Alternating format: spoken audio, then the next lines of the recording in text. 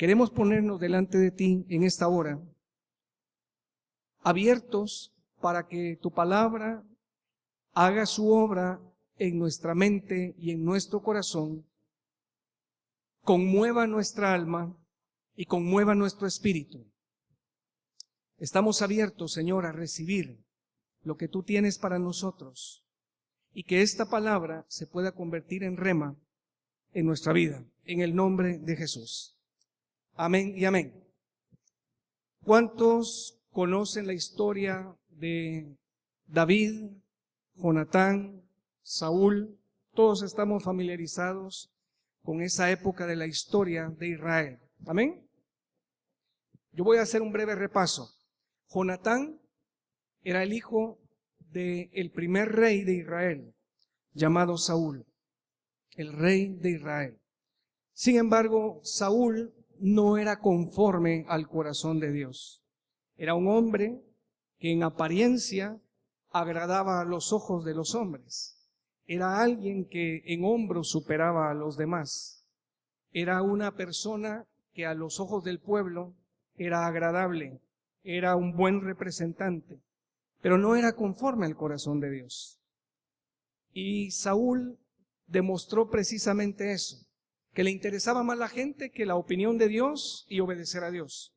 De tal manera que el Señor desechó a Saúl como rey y comenzó a prepararse a otro que sí era conforme al corazón de Dios. Y ese otro era David, el pastor de ovejas, que fue ungido siendo muy joven y fue preparado por el Señor hasta el momento en el cual Dios iba a permitir que Saúl muriera, pero no solamente Saúl iba a morir, muchos más, pero dentro de los muchos más iba a morir también el hijo de Saúl, el príncipe, el que debía de heredar el reino, también iba a morir. Ahora, ¿quién era Jonatán? Jonatán, aparte de ser el hijo de Saúl, era un hombre diferente. Era un hombre que tenía una sensibilidad especial. Cuando Jonatán conoce a David y cuando David conoce a Jonatán, algo pasó en el espíritu y en el alma de ellos. De tal manera que se amaron mutuamente con un amor de hermandad, un amor que les llevó a manifestar un compromiso que hoy en día cuántos quisiéramos tener verdaderamente unos con otros. Un compromiso para proteger sus vidas el resto de sus días.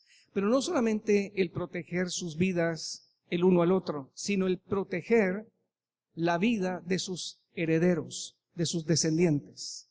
E hicieron un pacto. Y yo quiero invitarles a leer 1 Samuel 20, 15 al 17. Y dice la Biblia: y no apartarás tu misericordia de mi casa para siempre. Este es el pacto que está haciendo Jonatán con David. Y no apartarás tu misericordia de mi casa para siempre. Jonatán le está diciendo a David que si en tus manos está, tu misericordia no se aparte de mis descendientes el resto de sus días. Cuando Jehová haya cortado uno por uno de los enemigos de David de la tierra, parte del pacto es lo siguiente: no dejes que el nombre de Jonatán sea quitado de la casa de David. Así hizo Jonatán pacto con la casa de David, diciendo: requiéralo Jehová de la mano de los enemigos de David. Y Jonatán hizo jurar a David otra vez, porque le amaba, pues le amaba como a sí mismo. Si nos damos cuenta, este compromiso, este pacto de amor sincero, era protegerse mutuamente, pero proteger también a su familia. Y Jonatán, quizás por revelación de Dios, sabía que David iba a ocupar un lugar importante. Por eso fue que apeló a él y le dijo: que tu misericordia no se aparte de mi casa. Y eso es muy importante que nosotros nos lo grabemos en estos próximos minutos. Amén. Voy a pasarme al primer punto de la charla, que es la pérdida del propósito original en la vida de un príncipe. La pérdida del propósito original en la vida de un príncipe. Hermanos, ¿saben ustedes que es posible que alguien que nace con un propósito pueda perder ese propósito en su vida? Es posible. Alguien que nació para cumplir una misión y una tarea, es posible que viva el resto de sus días sin cumplir esa misión y esa tarea en la vida. Alguien que fue capacitado, dotado, suplido, entrenado, ungido para cumplir una misión, deja de cumplir. Yo estoy convencido que cada persona ha nacido con un propósito en Dios. Cada uno hemos nacido para poder pintar una parte del lienzo de la historia de Dios sobre la humanidad. Gracias a Dios nosotros estamos en este camino, pero hay muchas personas que no lo están. Personas que nacieron para cumplir un propósito, pero que lo han estado perdiendo y esperamos en Dios que lo puedan recobrar. Amén. Muy bien. Voy a seguir avanzando. En 2 de Samuel, capítulo 4, verso 4. 2 de Samuel 4, verso 4, dice así. Y Jonatán, hijo de Saúl, tenía un hijo lisiado de los pies. ¿Quién tenía un hijo lisiado de los pies? Jonatán. Este pequeño tenía 5 años de edad cuando llegó a Jezreel la noticia de la muerte de Saúl y de Jonatán. Y su nodriza, la mujer que le cuidaba, le tomó y huyó. Y leamos detenidamente. Y mientras iba huyendo, apresuradamente se le cayó el niño y quedó cojo. Su nombre era Mefiboset. Voy a leer nuevamente. Y mientras iba huyendo apresuradamente, se le cayó el niño y quedó cojo. Su nombre era Mefiboset. ¿Por qué huía esta nodriza? ¿Por qué huía? Porque cuando se enteraron de que había muerto Saúl, el rey, en aquellos tiempos, cuando llegaba otro rey, lo que hacía ese nuevo rey era eliminar a cualquier familiar del rey anterior, porque no quería jugársela, que alguien viniera a levantarse y quitarle nuevamente el trono, por derecho. Así que cualquier familiar del anterior rey tenía que huir, escapar de la presencia del nuevo rey. Este era un pequeño de 5 años. La nodriza le toma de la mano y por salir corriendo y huyendo, se le cae el niño. El niño se da un golpe en su columna. El niño queda lisiado, 5 añitos, lisiado. Y se lo lleva lejos. Quizás el niño dando gritos de dolor, angustiado. Una situación desesperante. Y la mujer corría y corría y huía, y lo llevó a un lugar que se llama Lodebar. Ahí estuvo este niño. Este niño llevó el nombre de Mefiboset. ¿Qué significa Mefiboset? Mefiboset significa el que esparce o el que reparte vergüenza. Qué raro que le pongan un nombre a un niño como ese, el que reparte vergüenza. Pero quiero decirles que este nombre no fue su nombre original. Su nombre original era otro, pero a causa de la caída, a causa de la invalidez del niño, le cambiaron el nombre, el que reparte vergüenza. Alguien que estaba llamado a ser príncipe, ahora llevaba un nombre como ese. Alguien que debía de estar cerca del trono y gozar de las bendiciones que se viven en el palacio del rey, ahora estaba en Lodebar, ¿Saben ustedes qué significa Lodebar? Pues Lodebar significa sin pasto, sin fruto, un lugar árido, un lugar seco. ¿Qué significa Lodebar? Significa sin pasto, sin fruto. En el Señor no existen casualidades. Este niño fue llevado a un lugar lejos de donde había prosperidad, abundancia, riqueza, paz, gloria, honra. Mientras se alejó del trono, había sequedad, no había pasto, no había fruto, ni para él, ni para repartir para otros. ¿Saben cuál era el nombre original de Mefiboset? El nombre original era Merib Baal. Merib Baal se llamaba el niño. ¿Saben qué significa Merib Baal? Significa el que se opone al dios Baal. O en otras palabras, a aquel que está a favor de Dios. ¿Cuál era su propósito original? Estar a favor de Dios. ¿En qué se convirtió él? En uno que esparce vergüenza. Ahora yo quisiera que comenzáramos a relacionar todo esto en el ámbito espiritual y que nosotros entremos en escena. Cuando las personas no conocen al Señor, de por sí son portadoras, como yo fui portador, de una naturaleza pecaminosa, una naturaleza inclinada hacia el pecado. Pecado es no dar en el blanco. Una persona que cuando Dios dice blanco, yo digo negro, que cuando el Señor demanda una manera de comportamiento, yo hacía completamente lo contrario. Es ir en contra de Dios, cuando mi propósito era estar a favor de Dios. Amén.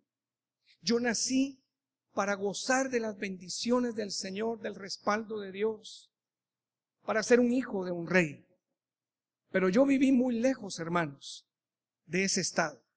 Yo viví de una manera miserable, de una manera en la cual todo lo que había en mi vida era sequedad, no había fruto, ni digno de arrepentimiento, ni fruto del Espíritu Santo.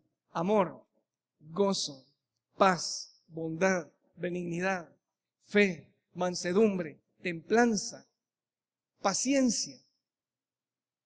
Antes de conocer a Cristo, hermanos, aunque yo tuviera un destino y un propósito, yo no estaba viviendo ese destino ni ese propósito.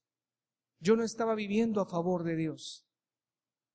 Lo que a mí me acompañaba era la vergüenza y el reparto de la vergüenza, lejos del Señor. Esa era mi situación. Pongámonos a pensar en la vida de Mefiboset. 5 años.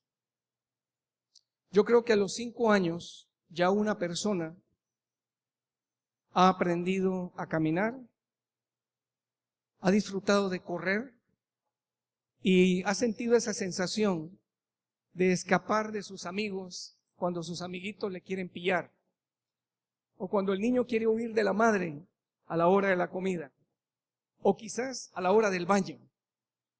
Va corriendo, va subiéndose a los árboles, cruza los riachuelos, pero aquel niño a los 5 años de edad sufre ese accidente. Pero ese niño no se quedó de 5 años. Cumplió 6, 7, 10, 15, 19 años. ¿Qué es para una persona verse en una situación limitada? Cuando todos caminan, corren, se trasladan, ¿qué significa que una persona tenga que depender de otras personas? Es difícil, hermanos. Es muy duro y difícil de describir. Solamente aquellos que lo han vivido y lo están viviendo pueden describir lo que es estar con un nivel de impedimento. Es muy difícil. Y no sabemos qué es lo que pasó en la mente y en el corazón de Mefiboset. Pero seguramente había un culpable por su desgracia. Y ese culpable era David. Porque si David no hubiese llegado al trono, la nodriza no hubiese tenido que salir huyendo, ¿no es cierto? Muchas veces las personas culpan de su situación a aquellos que consideran son culpables de su situación. En este caso, el rey David representa al Señor. Muchas personas culpan a Dios, señalan a Dios por su falta de fruto, por su falta de abundancia, por su lejanía de las bendiciones de Dios, por la sequedad que están viviendo en sus relaciones amorosas, por lo difícil que se les está haciendo la vida, por lo duro que encuentran el vivir, y no asumen una responsabilidad a nivel personal, y culpan a Dios y señalan a Dios. Yo vengo de un país donde es muy normal culpar a Dios. Toda desgracia que ocurre en la vida de alguien es culpa de Dios. Toda desgracia que ocurre en la ciudad es culpa de Dios. ¿Y dónde está Dios? Si existiera Dios no me hubiera pasado esto. Y culpan a Dios y se enojan en contra de Dios. Mis hermanos, nosotros hemos crecido con una imagen bastante deteriorada y bastante distorsionada de quién es Dios. Sinceramente se los digo, y lo hablo a título personal.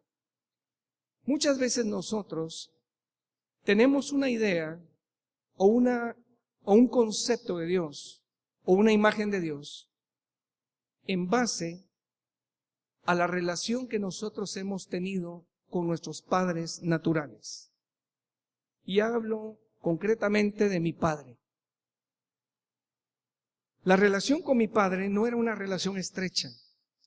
Siempre quise que mi padre fuera un amigo mío, pero nunca lo logré, nunca lo experimenté. Yo quería tener un padre cercano que se interesara en mí, en el deporte que yo estaba realizando, en mis notas de calificación. Cuando convocaban a las sesiones de padres de familia, el primero que yo quería que estuviera allí era mi padre. Nunca estuvo.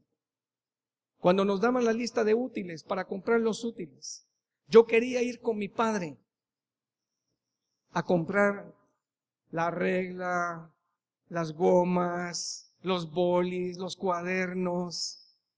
Nunca fui con él.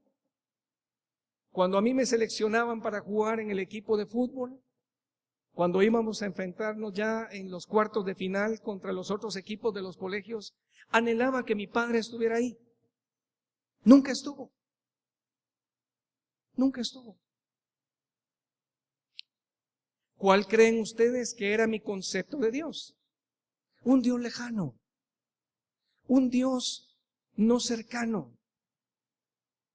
Alguien que existe pero que no se hace presente en el día a día. Alguien con el que si yo pudiera le trataba de usted. Señor Dios, ¿cómo está usted? Pues yo aquí mire mi situación y usted ¿cómo está? ¿Cómo ve el día? ¿Cómo ve la gente, Señor? Casi lo traté de usted a él, como yo trataba a mi padre. Hermanos, cuando nosotros queremos tener una relación con Dios, no podemos evitar que la experiencia que hemos tenido de relación con nuestro Padre afecte nuestro concepto de Dios. Y tiene que haber algo sobrenatural para que cambie en nosotros la revelación de quién es Dios. Yo no sabía por qué mi padre era tan lejano a mí. No lo entendía. Él era un gerente de empresa. Luego él tuvo una empresa y una representación de unos productos a nivel internacional, que en otras palabras mi papá tenía tiempo para venir y ir un sábado a ver a su hijo, tiempo para estar en el desfile, caminando a la par de su hijo y pasándole unas pastillitas de goma de mascar, dándole una botellita de agua. Mi padre tenía tiempo para estar conmigo. Nunca se sentó a hacer una tarea conmigo, nunca me llevó a una peluquería para cortarme el pelo juntamente con él. ¿Por qué? Mi padre tenía otra familia que por 18 años vivió simultáneamente con las dos familias sin que nosotros nos enterásemos. 18 años. Con razón ahora entiendo que cuando eran las 7:30, 8 de la tarde y mi padre llegaba y mi madre le ofrecía la cena, mi padre le decía: mi hija, no me des ahora de comer, que me tomé un cafecito y unas dobladitas y no tengo apetito, muchas gracias. Y así era todas las noches, porque todas las noches se iba con la otra familia. Y los sábados, cuando yo le decía: papá, que me han seleccionado y voy a jugar, y yo iba ahí con el balón delante corriendo, y yo de reojo siempre viendo los graderíos a ver si estaba mi viejo, y nunca estaba. Es porque estaba pasando tiempo con mi otro medio hermano. Son situaciones que se dan en la vida, pero van marcando el corazón de una persona. Yo no sé cuál ha sido tu experiencia con relación a tu padre. Yo no sé si lo conociste, o yo no sé si te creó otra persona. Estuve hablando con un hermano en estos días acá en Monterrey, y él me contaba y me decía: ¿sabes? Realmente mi padre es el que me ha creado, pero mi verdadero padre yo nunca lo conocí. ¿Cómo ha sido tu relación con tu padre? Te lo digo, querido hermano, querida hermana, porque no vaya a ser que estés vinculando de una manera inconsciente quién es Dios para ti y cómo es Dios contigo, a razón de cómo era esa relación con papá. Pero vamos a ver cómo el Señor va cambiando las cosas. Yo creo que Mefiboset de alguna manera tenía una idea distorsionada de quién era David. Y en la mente y en el corazón de Mefiboset había quizás alguna especie de resentimiento en contra de David, porque era alguien que le había privado de unas condiciones físicas y de unas condiciones económicas que él no estaba disfrutando en ese momento. La escasez que vivió, la lejanía, el destierro, etc. Ahora ocurre que ya David en el reino comienza a recordar su pacto con Jonatán. Y se recuerda de aquel pacto de que no se tenía que olvidar de sus descendientes, de los descendientes de Jonatán. Segunda de Samuel, capítulo 9, versos del 1 al 13.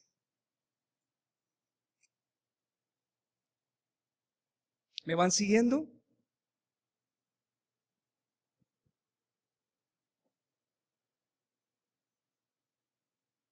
Leo a continuación. Dijo David: ¿ha quedado alguno de la casa de Saúl a quien haga yo misericordia por amor de Jonatán? ¿Hay algún descendiente de Jonatán que esté vivo? Porque yo me comprometí a hacer misericordia con los descendientes de Jonatán. ¿Ha quedado alguno? Pregunta David. Queridos hermanos, Dios no se olvida de sus promesas. Dios no se olvida de hacer misericordia. Dios no se olvida del propósito eterno que ha puesto en el corazón de cada uno de nosotros. Dios no se olvida. Aunque nosotros hayamos estado lejos, en un lugar de sequedad, con una mala experiencia en la vida, aunque nosotros mismos hayamos quizás culpado a Dios de tantas cosas, Dios no se olvida de hacer misericordia, porque su amor es extraordinario. Su amor y su piedad es grande. Su naturaleza no le permite traicionar sus deseos y anhelos más profundos en su pacto de amor. Amén. Y dice en el 9:2, y había un siervo de la casa de Saúl que se llamaba Siba, al cual llamaron para que viniese a David. Y el rey le dijo: ¿eres tú Siba? Y él respondió: tu siervo. El rey le dijo: ¿no ha quedado nadie de la casa de Saúl a quien haga yo misericordia de Dios? Y Siba respondió al rey: aún ha quedado un hijo de Jonatán. Y se lo describe: lisiado de los pies. Hay un hijo de Jonatán, pero es lisiado de los pies. Yo no sé cuál fue el motivo por el cual Siba describió a este joven como lo describió. No sé qué había detrás de sus palabras al decir lisiado de los pies. Yo no sé si él quiso hacer algún apunte con ese comentario.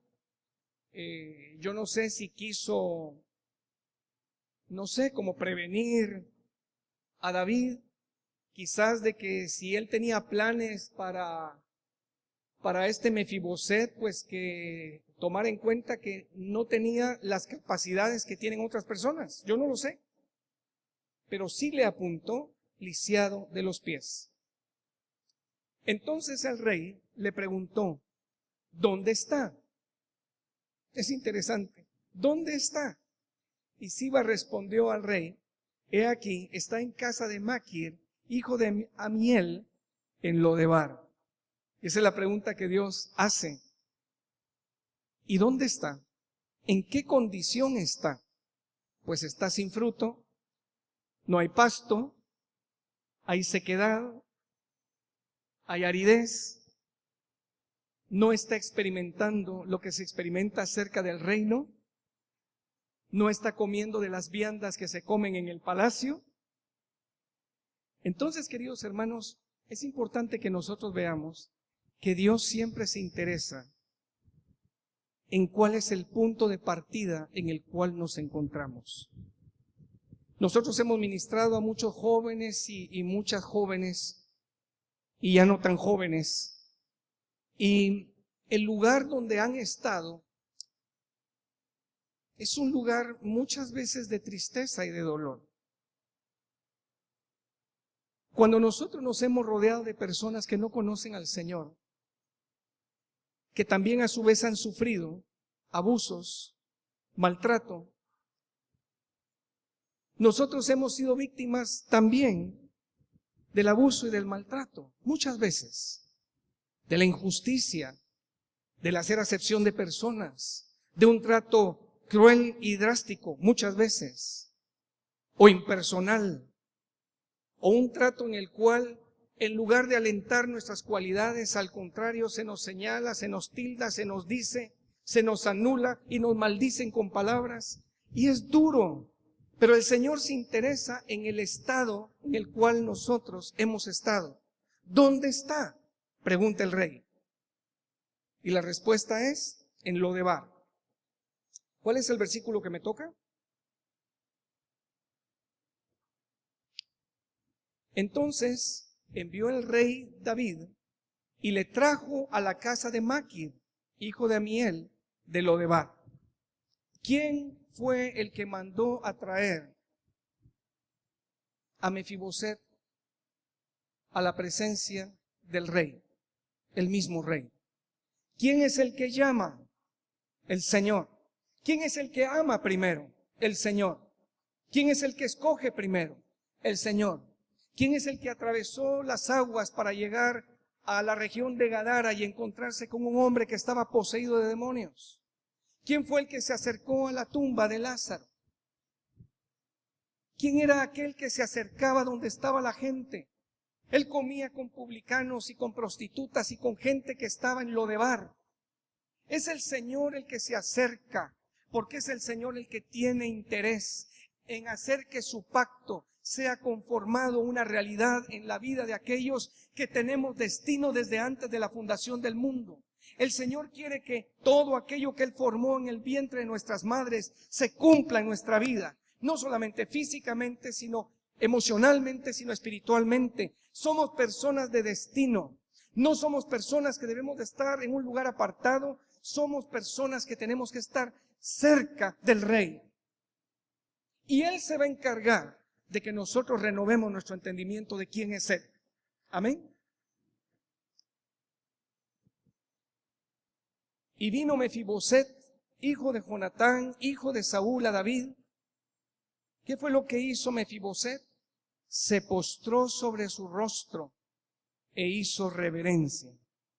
Y dijo David, Mefiboset. Y él respondió, he aquí tu siervo. Y le dijo David, Mefiboset, noto algo en tu mirada, noto algo en el timbre de tu voz, noto algo. No tengas temor. No tengas temor porque no soy quien tú piensas que soy. Te has formado una idea tan distorsionada de mí que quizás tú piensas que has venido a estar delante de mí porque yo voy a aniquilar tu vida y yo voy a hacer justicia sobre ti en venganza. Pero no, Mefiboset, mis pensamientos son buenos. Y dice la Biblia que el Señor dijo, el Señor David, el rey, dijo, no tengas temor, porque yo a la verdad haré contigo misericordia por amor de Jonatán tu padre, y te devolveré todas las tierras de Saúl tu padre, y tú comerás siempre a mi mesa. Y él inclinándose dijo, pero ¿quién es tu siervo para que mires a un perro muerto como yo? No te llames perro.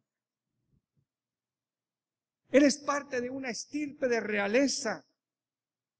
Cambia tu imagen de ti mismo.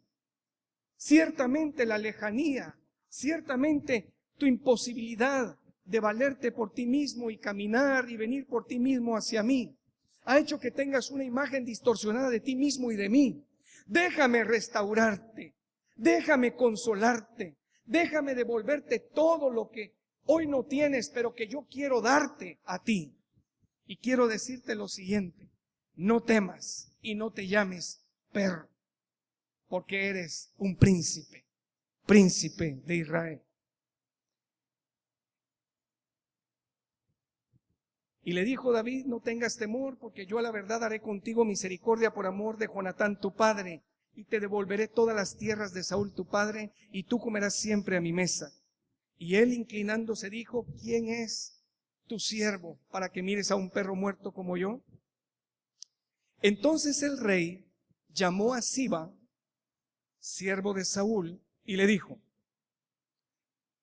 todo lo que fue de Saúl. ¿Pueden repetir conmigo, por favor? Todo lo que fue de Saúl. Otra vez. Todo lo que fue de Saúl, de toda su casa, yo lo he dado al hijo de tu Señor. Amén. Tú pues, le dice al siervo, le labrarás la tierra, porque él no puede. Tú con tus hijos y tus siervos, y almacenarás los frutos que no tenían Lodebar, para que el hijo de tu Señor tenga pan para comer. Pero Mefiboset, el hijo de tu Señor, comerá siempre a mi mesa. Y tenía Siba 15 hijos y 20 siervos. Y respondió Siba al rey, conforme a todo lo que ha mandado mi señor el rey a su siervo, así lo hará tu siervo. Mefiboset, dijo el rey, comerá a mi mesa como uno de los hijos del rey. Y tenía Mefiboset un hijo pequeño que se llamaba Micaía, y toda la familia de la casa de Siba eran siervos de Mefiboset. Y moraba Mefiboset en Lodebar, no, en Jerusalén, donde está la presencia de Dios, porque comía siempre a la mesa del rey y estaba lisiado de ambos pies. Queridos hermanos, esa es nuestra historia. Ese es el fin. Es por eso que Dios nos ha llamado, para que nosotros cambiemos nuestra condición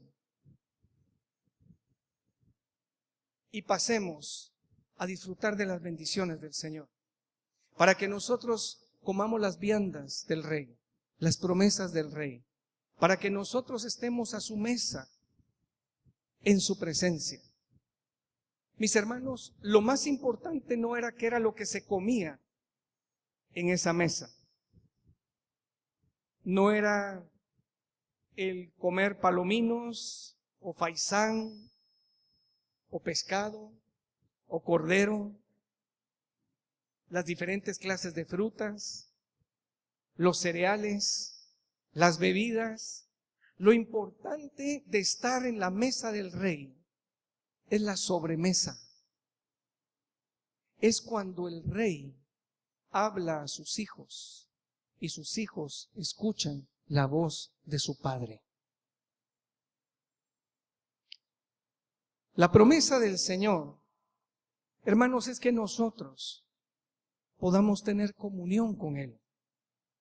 Una comunión cercana, una comunión íntima, una comunión donde nosotros conozcamos sus sentimientos, sus pensamientos, donde Él nos muestre lo importante que nosotros somos para Él.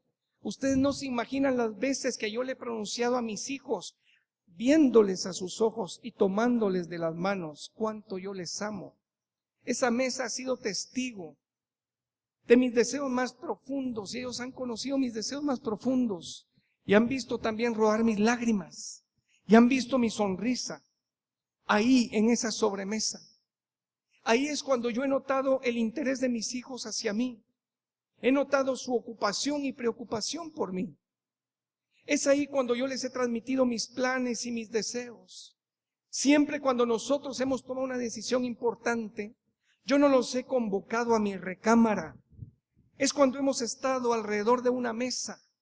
Es ahí donde se comparte la intimidad que una familia puede tener.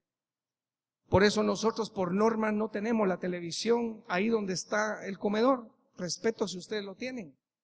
Nosotros no. Porque es el lugar cuando la familia se convoca para estar juntos. Y es ahí donde hablamos las cosas importantes. Es ahí donde nos exhortamos. Es ahí donde yo pongo a hablar a mis hijos para que uno le diga sinceramente lo que piensa del otro y el otro pueda poner atención y pedir perdón y arrepentirse. Es ahí donde mis hijos se animan el uno al otro y se felicitan por sus logros.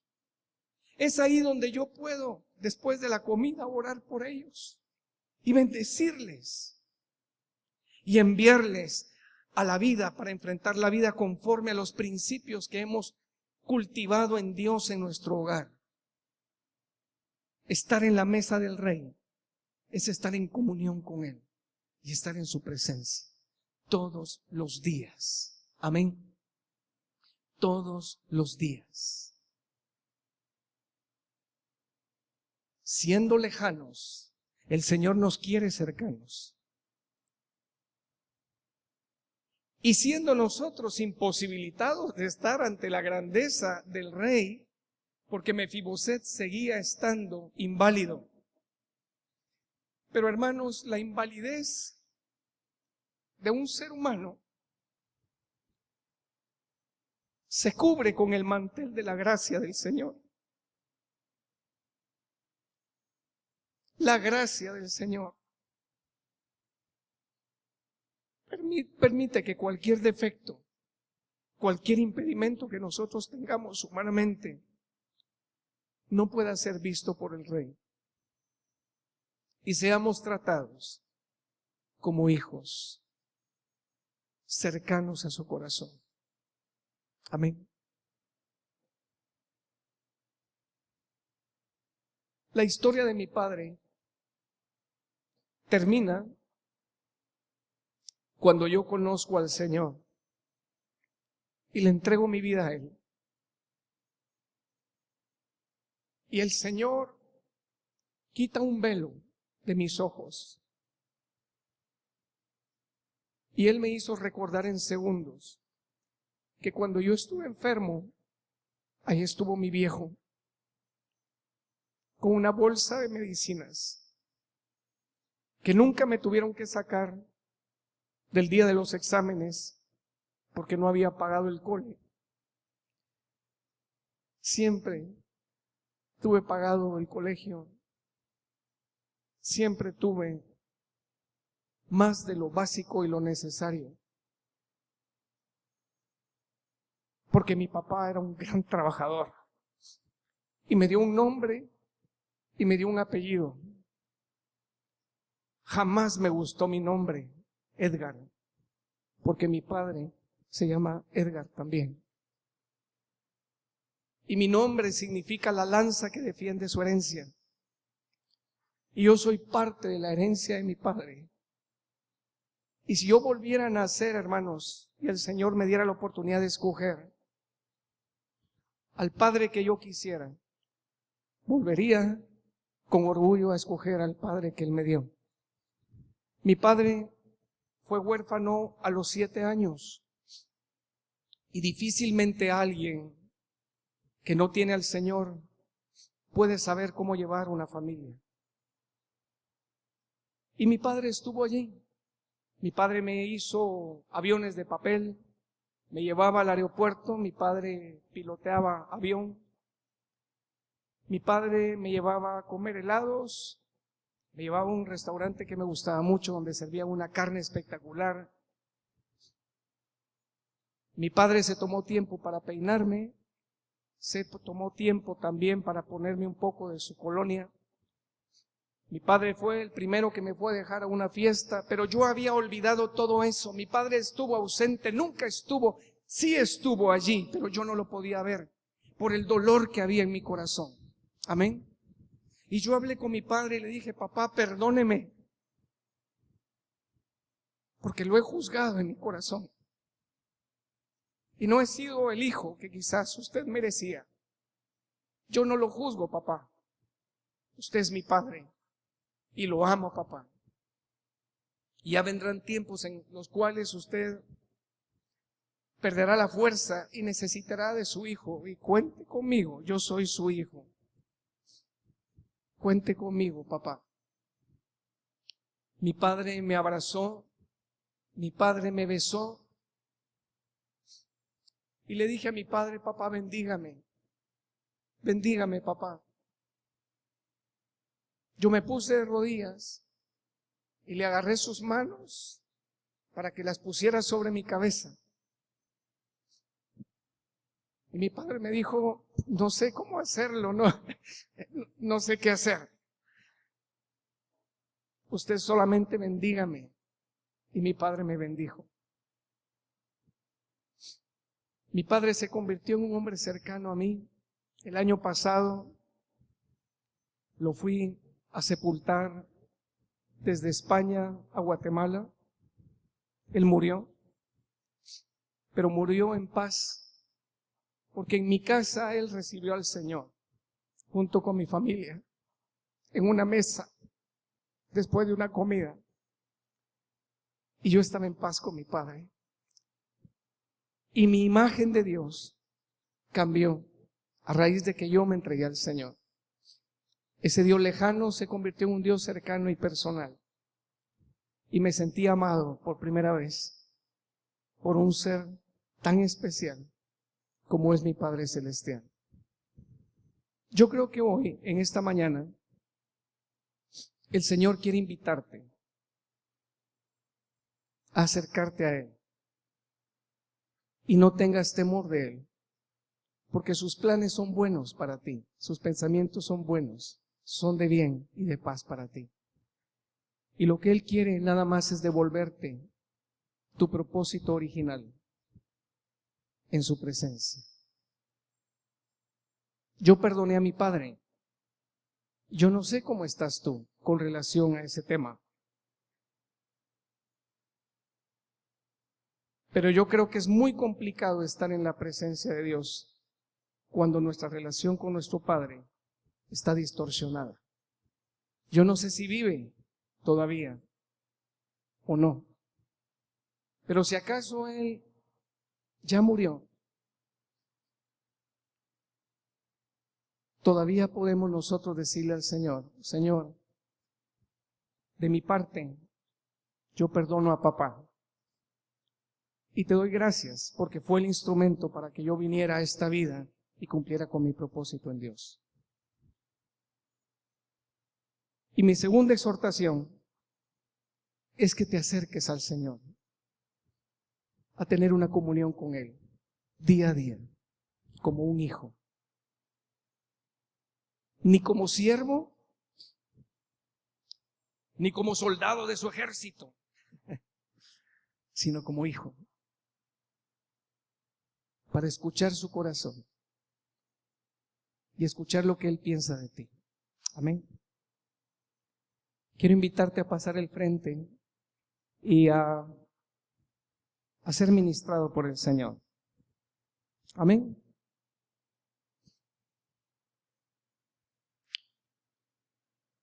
Pasa al frente y deja que el Señor te ministre.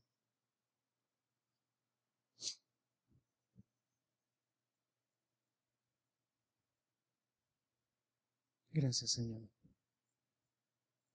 Gracias, Señor.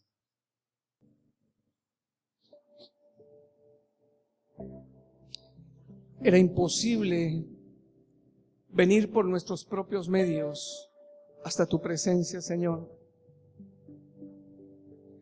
Pero tú nos hiciste llamar.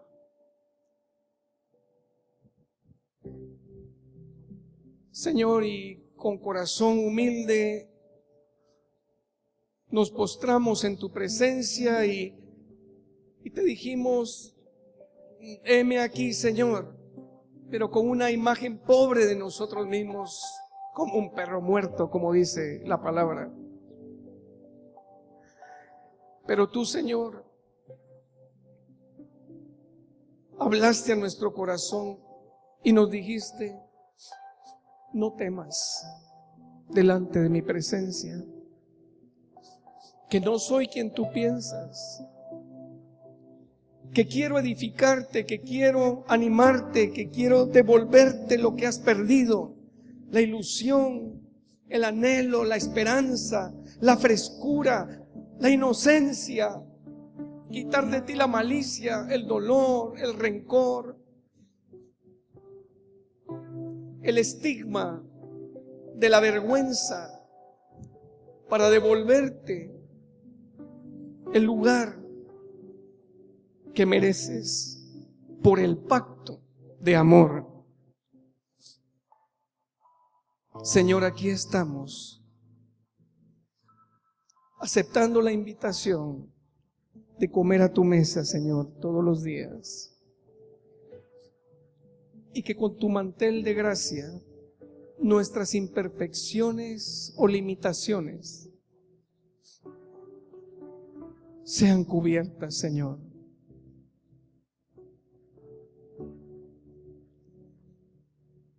Habla a mis hermanos, Señor. Habla a mis hermanos, Señor.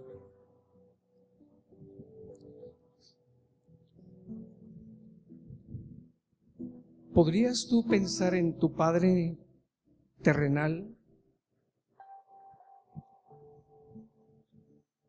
¿Acaso hay algún reclamo que tengas hacia Él? Querido hermano, querida hermana,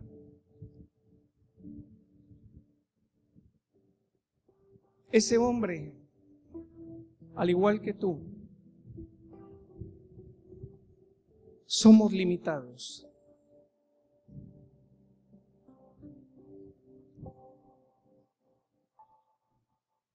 Ten compasión, ten misericordia. Y yo te animo a perdonar a ese hombre que te dio la vida. Perdónalo. Perdónalo. Perdónalo. Haz conmigo esta oración. Señor Jesús, yo no soy quien para señalar a nadie. Yo no soy quien para juzgar a nadie. Di conmigo en este momento: yo perdono a papá.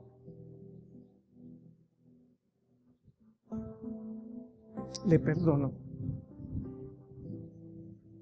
de todo corazón.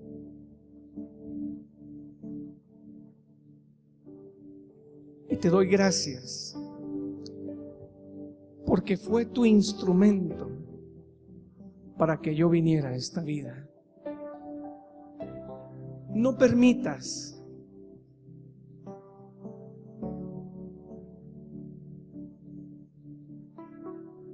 que exista en mi corazón ninguna raíz de amargura o resentimiento en contra de aquel que me dio la vida, en el nombre de Jesús. Ahora di conmigo: yo acepto tu bondad, tu misericordia. Di conmigo: yo recibo esa bienvenida que me das.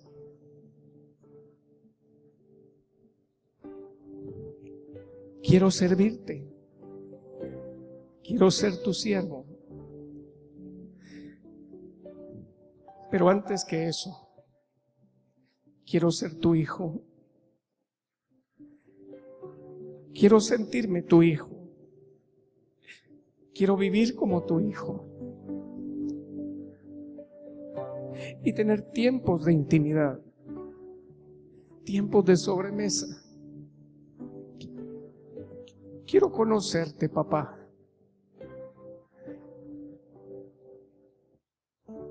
Quiero sentir la libertad de decirte cómo me siento.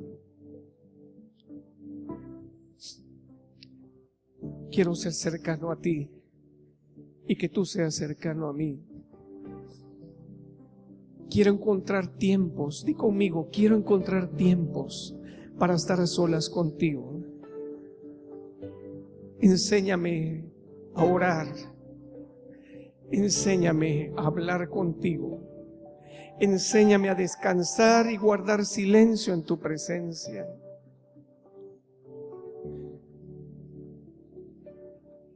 Y que el manto de tu gracia cubra, Señor, cualquier imperfección o cualquier impedimento, Señor, en el nombre de Jesús. Gracias, Señor.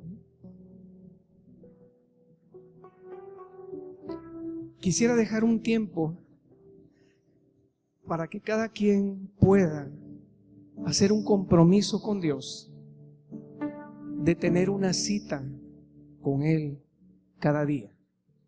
No sé en qué momento. A algunos les puede funcionar antes de salir al trabajo, otros a la hora de la comida, otros quizás al final del día. Yo no lo sé.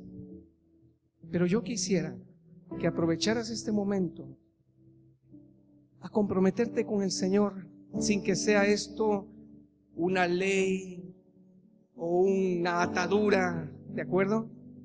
Pero sí un compromiso, decir: Señor, de mi parte yo quisiera buscar tu rostro durante el día, a esta hora, o en este periodo, o en estos periodos de tiempo.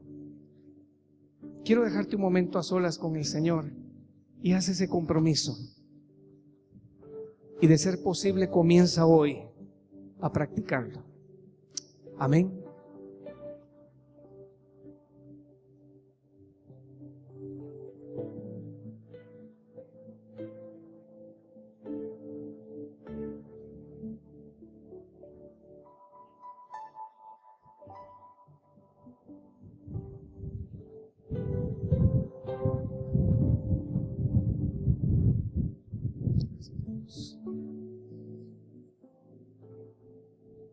Gracias, Señor.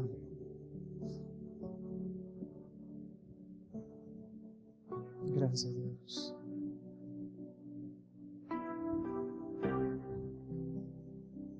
Amén.